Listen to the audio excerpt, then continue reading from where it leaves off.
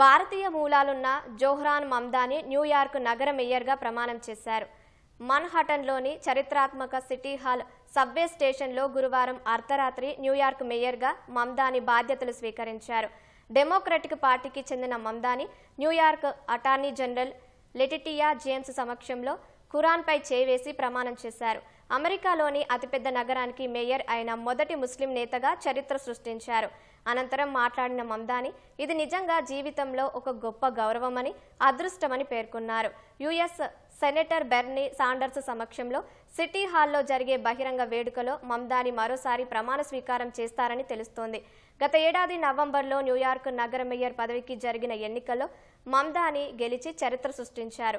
అధ్యక్షుడు Donald Trump ఎత్తులను చిత్తు చేస్తూ 34 ఏళ్ల జోహ్రాన్ మమ్దాని న్యూయార్క్ మేయర్గా విజయం సాధించారు.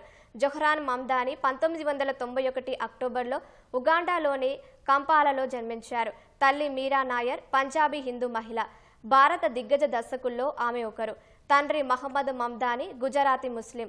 బాంబేలో జన్మించిన మహమ్మద్ మమ్దాని ఆ తర్వాత ఉగాండాకు వెళ్లి అక్కడే స్థిరపడ్డారు.